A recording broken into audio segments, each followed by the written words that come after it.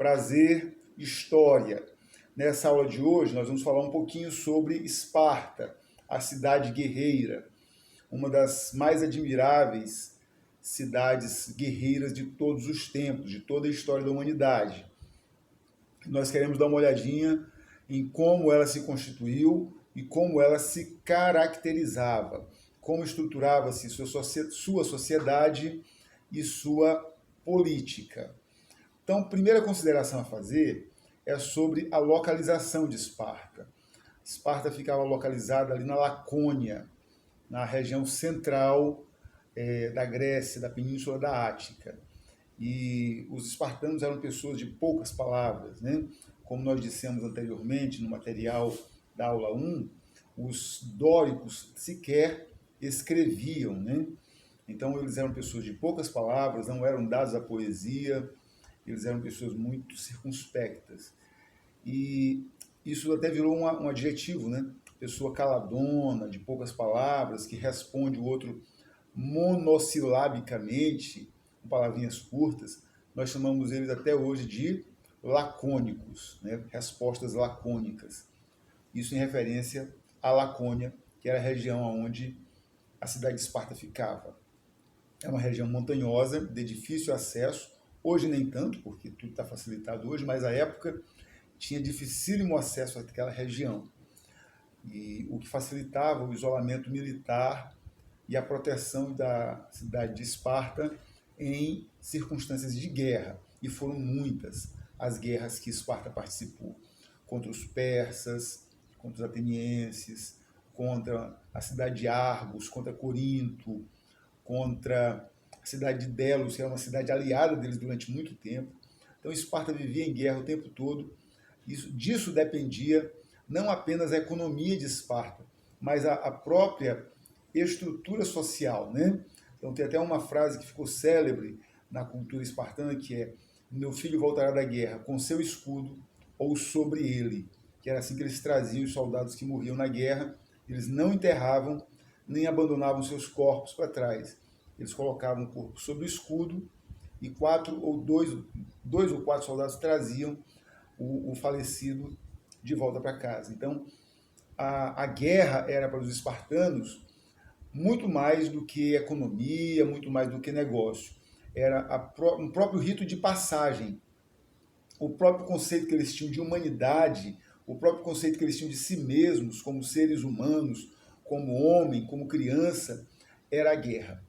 A guerra fazia toda a diferença entre um jovem e um adulto. Jovem, o militar que nunca foi para a guerra. Adulto, o militar que voltou vivo de uma guerra.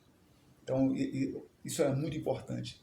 Neste sentido específico, e pontualmente nisso, apenas nisso, a sociedade espartana nos remete à ideia das tribos guaranis, aqui no Brasil pré-cabralino, quando essas tribos faziam guerras como ritual de passagem humana, né? A diferença entre o curumim e o jovem, o curumim e o guerreiro, o curumim criança e o homem era a guerra.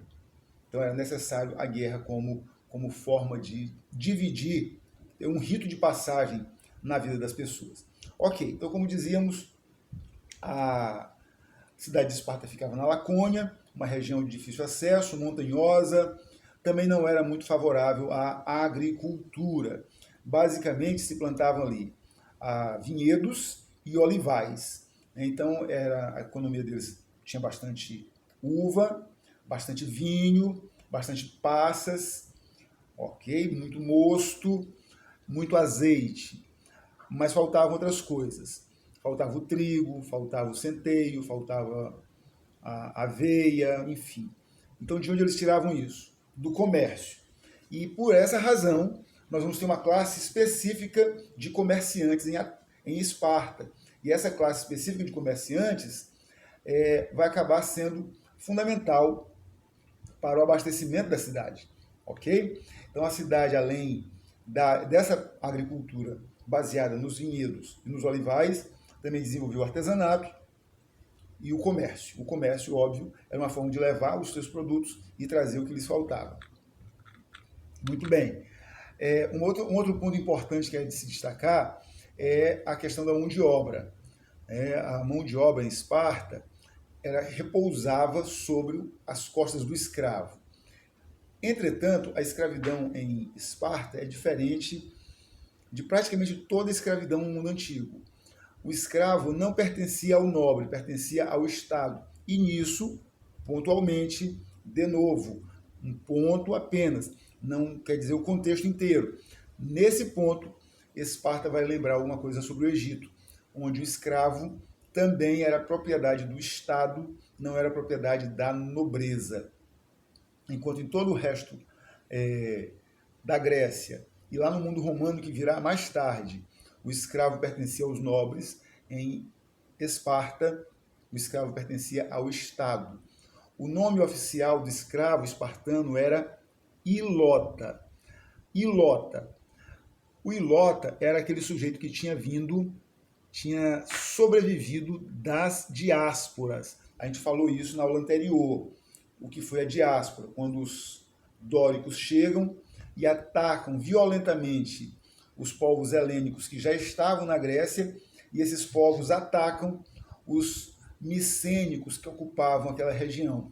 Então, os mais fracos, que eram os micênicos, acabaram tendo apenas três opções de vida: lutar até a morte, fugir, o que acabou se constituindo como diáspora grega, ou se entregar e serem reduzidos a escravos. O ilota era exatamente esse que havia se reduzido a escravo, e por isso eles não tinham direito nenhum.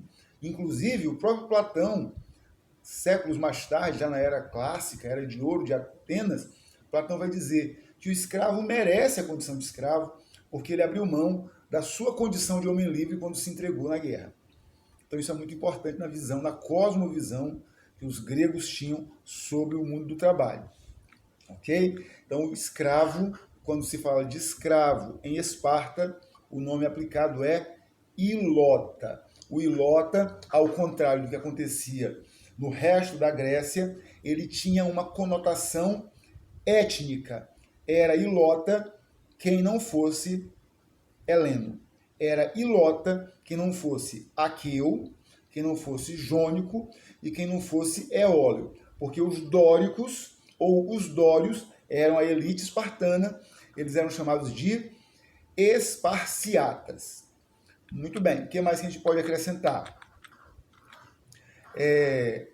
A sociedade espartana tinha uma quantidade muito grande de ilotas. Para cada espartano havia entre 6 e 10 ilotas. Entre 6 e 10 ilotas. Então, essa massa de ilotas fortes, bem alimentados, eles podiam, a qualquer momento, se rebelar contra os espartanos. Por isso, os espartanos mantêm uma política de educação para a guerra. Tudo era voltado para a guerra. Então, os jovens, muito cedo, a partir dos 7 anos, já começavam sua preparação para serem guerreiros.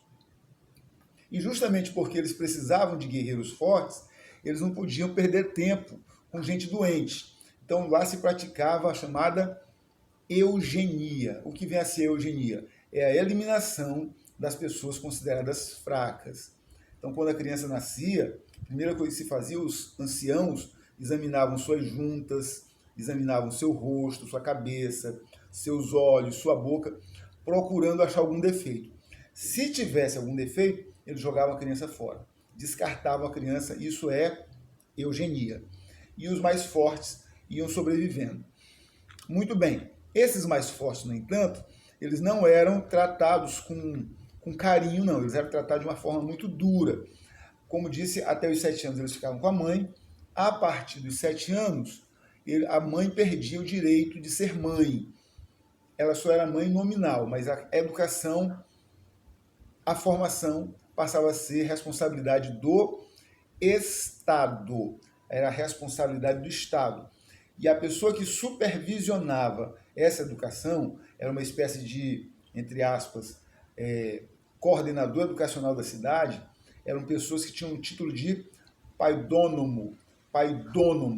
Eles acompanhavam toda a formação dos jovens, que era dividida em 3 fases. A formação dos jovens era dividida em 3 fases. De 7 aos 11 anos, eles faziam a base da educação. Isso mais ou menos correspondia àquilo que nós temos hoje, né, de ensino fundamental. De 12 aos 15, desculpe, 7 aos 11, como se fosse a educação infantil. De 12 aos 15, como se fosse o ensino fundamental. E de 16 aos 20, como se fosse o ensino superior, como se fosse a fase universitária do jovem, né?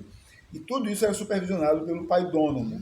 Eram pessoas muito duras, muito cruéis com as crianças, e os meninos aprendiam coisas assim violentas, tipo, as crianças eram privadas de roupas de frio, eles tinham que aguentar o inverno inteiro vestidos de tanga apenas, eles não eram calçados para andar nas montanhas, eles tinham que andar descalço, eles faziam exercícios, tipo, correr sobre areia quente, né?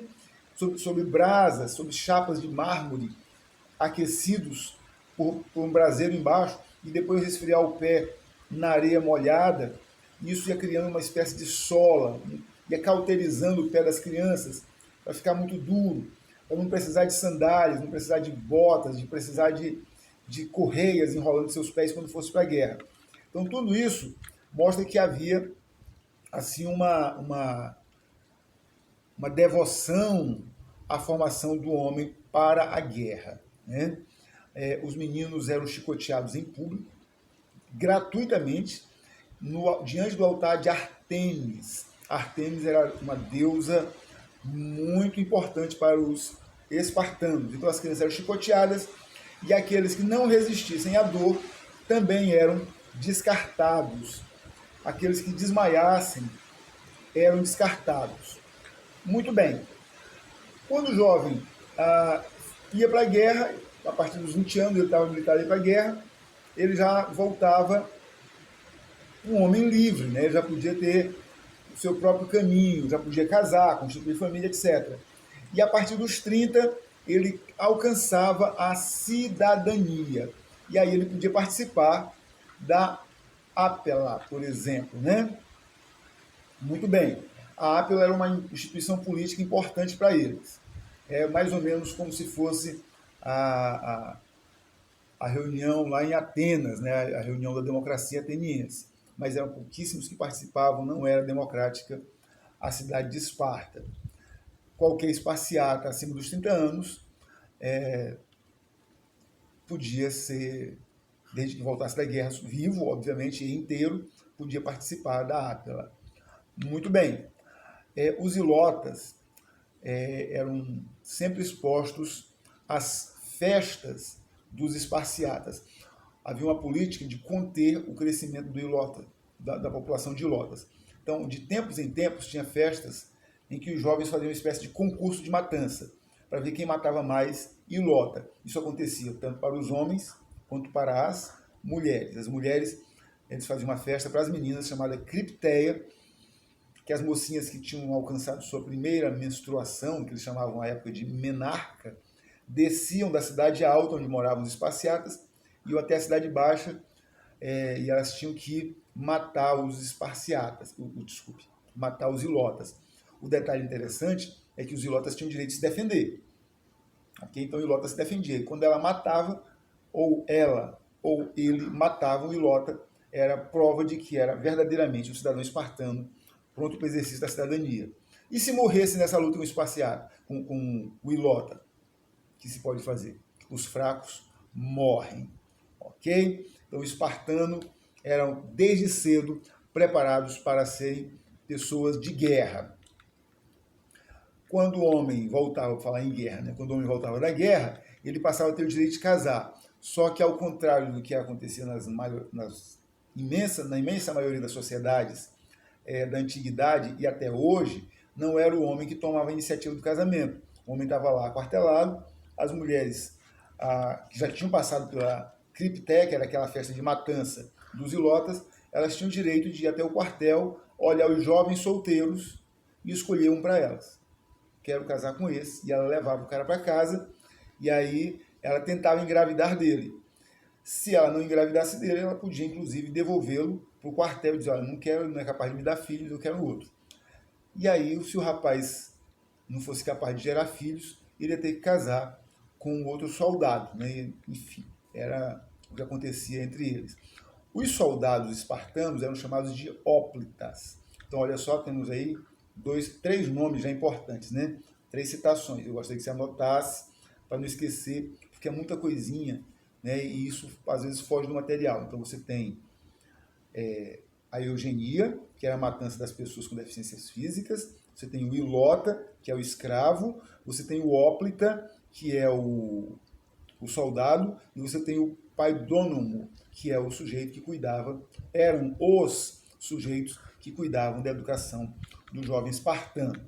A educação das meninas, como disse, não era muito diferente da dos homens, pelo menos não até os 20 anos. Era basicamente a mesma coisa, exercícios físicos, arte da guerra, se defender, agredir, matar. Era assim que se fazia um cidadão em Esparta. E elas aprendiam mais do que os homens. A cultura, na verdade, era praticamente monopólio das mulheres. Não era trabalho de homem aprender a cultura. Ler, escrever, música, poesia, matemática, isso não era coisa de homem. Era coisa de mulher. E por que as mulheres faziam isso? Porque as mulheres é quem tomavam conta dos negócios, enquanto os homens cuidavam da segurança. Ok? As classes sociais entre eles não eram muito distintas. Ok? Então, os esparciatas eram praticamente todos nivelados. Era uma espécie de Estado socialista escravista.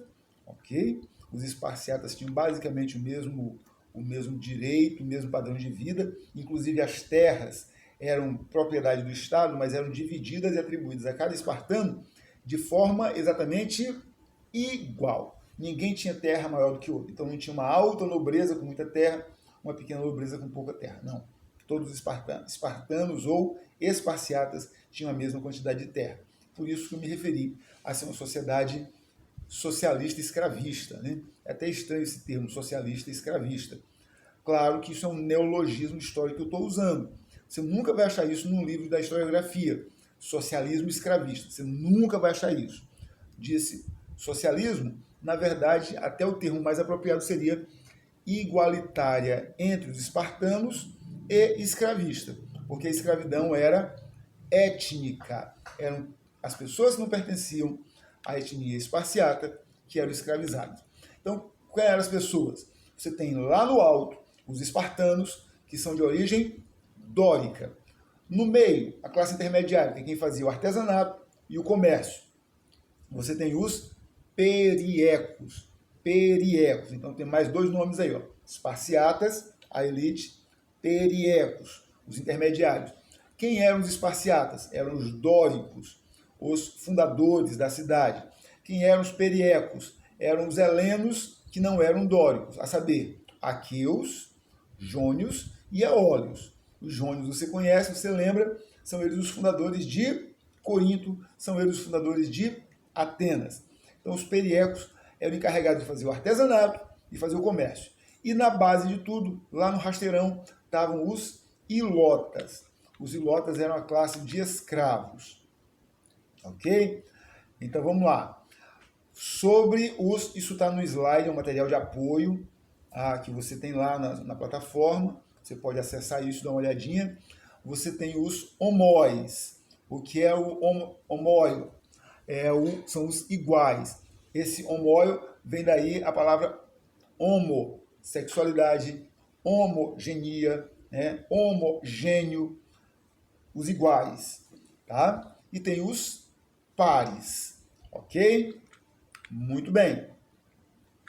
O que mais que a gente pode lembrar a respeito de coisas importantes da história de Atenas, desculpe, de Esparta? Os periecos, eles não eram espartanos, mas eles eram livres, eram completamente livres. E eles pagavam uma espécie de taxa para morar na cidade, pagavam um imposto. Eles tinham uma espécie de liberdade tributária. Se eles não pagassem imposto, eles podiam se tornar escravos ou simplesmente serem executados. Mas eles eram inteiramente livres, exceto para mudar da cidade. Mas podiam viajar, fazer negócios. Aí por que eles não aproveitavam para fugir? Porque eles tinham família, né? Então quem fugisse, não voltasse, eles tinham família para esperar, para pagar o preço da fuga deles. Ok? Os ilotas, repito, eram os escravos, né? Pessoas baixas, que não tinham liberdade alguma, e quando eu digo baixa não tem nada a ver com moralidade, nem com humanidade, eram baixas no extrato social, estavam na base do extrato social. Ok. E essas pessoas, os ilotas, trabalhavam na chamada cleros. O que era o cleros? Cleros era o lote de terra que era dado ao espartano, ao esparciata, que era a classe nobre. Ok? Aliás, é dessa palavra que vem o clero, que são as pessoas que governam a igreja. Ok? Então, de ano em ano, você tinha, para controlar os ilotas que trabalhavam no clero, você tinha chamada cripteia ou criptias. Muito bem. O que mais que a gente pode acrescentar? A cidade de Esparta, a sua educação militarizada acabou não favorecendo o desenvolvimento cultural. Por isso você não acha filósofos, matemáticos, cientistas políticos de origem espartana. Atribui-se a Licurgo a formação, a criação de todo o sistema legislativo espartano. Ele teria instruído a cidade como viver, como organizar seu sistema educacional. Por falar em sistema educacional, a principal característica de Esparta é justamente uma educação militarizada. No mundo contemporâneo não há nenhum paralelo com Esparta. Quem chegou mais perto de parecer com Esparta foi a Alemanha nazista, mas que também não é uma referência de sociedade espartana, porque sequer o nazismo fechou uma geração. Graças a Deus, o nazismo foi extinto, não digo extinto, porque até hoje tem nazistas por aí, infelizmente, mas ele foi derrotado militar e politicamente na Segunda Guerra Mundial, menos de 15 anos depois que chegaram ao poder. Muito bem. Então vamos falar um pouquinho bem rápido sobre as instituições políticas espartanas. A principal instituição política era a Ápela, que decidia questões como política externa, elegia os magistrados e designava os executivos, os gerentes executivos da cidade, que eram os chamados gerontes. A cidade era uma gerontocracia. O que é gerontocracia? Você se lembra que é o geriatra, né? É aquele médico que acompanha o seu vovô. Então, geriatra e gerontologia é a ciência que estuda o antigo, o idoso, o velho. Então, quando a gente fala de gerontocracia, está falando que a cidade de Esparta era governada por velhos. Quem governava Esparta nunca eram os jovens. Eram pessoas acima dos 60 anos que tinham concluído a sua carreira como militares e agora estavam aptos a governar. Então, a Ápela é a principal função política, instituição política. Ok? A outra instituição política eram os reis. Eles lá adotavam um sistema de diarquia. Havia 2 reis. Um cuidava da questão sacerdotal, ou seja, do culto religioso, da piedade, o outro cuidava da guerra. E aí o que mais que a gente pode falar? Acima da Ápela havia a chamada Gerúsia. O que é a Gerúsia? É a reunião dos gerontos, é a reunião dos velhos. Ele acabava funcionando como um poder executivo, enquanto a Ápela era o poder legislativo, enquanto a monarquia era o poder judiciário, quem era o poder executivo era a Gerúsia, que de fato decidia. Você vai encontrar uma coisa parecida com a Gerúsia lá na Revolução Francesa, numa fase chamada de consulado, quando havia 5 cônsules que governavam a França de forma colegiada. E o consulado acaba com o golpe do 18 de Brumário do Napoleão Bonaparte. Muito bem. Então a Gerúsia tinha funções de governar definitivamente, a última palavra era da Gerúsia, e era composta por pessoas já bem idosas, acima de 60 anos. Ainda havia os eforatos, né? O que eram os éforos? Eram os conselhos compostos por 5 membros, os quais eram eleitos anualmente pela Ápela. Ok? Muito bem. O que mais a gente pode acrescentar? A religião espartana. Em Esparta, era uma cidade muito religiosa, apesar de guerreira, e até em função de ser uma cidade guerreira, era muito religiosa. Havia 43 templos, 22 templos de heróis, 43 templos de divindades, 22 templos de heróis, 15 estátuas de deuses e 4 altares. totalizando 80 itens no mobiliário divino, e mais 4 altares. Então você tem 4 altares e 80 itens do mobiliário, distribuindo 20 para cada templo, para cada altar, desculpe. Para cada altar tinha 20 imóveis destinados à religião. É uma questão de numerologia. O que significa isso? Eu não sei. Eu acho que pouca gente sabe, eu nunca encontrei isso na historiografia. Mas, enfim, isso também nunca vi como questão de Enem. Então, só como informação, tem uma curiosidade, que para cada altar onde se queimava incenso aos deuses, havia 20 mobiliários do arcabouço religioso de Esparta. Ok? Quem eram as principais divindades adoradas lá? Atena, Apolo e Aquiles. Aquele Aquiles que foi interpretado pelo Brad Pitt no filme Troia. Ok? Ele era adorado como divindade em Esparta. Muito bem. Entre os homens, havia um destaque de privilégio para Agamenon, Cassandra, Clitênemas, Menelau e Helena. A Helena é a mesma esposa de Menelau que fugiu com Paris para Troia. E quando ela foge de Troia em chamas, ela foge grávida de uma mocinha chamada Réia, e essa Réia será mãe lá na frente de Rômulo e Remo. Mas isso é a fase lendária, a face lendária da história. Então era isso que eu tinha para contar com você, para você sobre Esparta. Bons estudos. Qualquer coisa você pergunta para o seu professor, o coordenador do curso, Ataíde, tem como te fazer chegar até mim. Até mais.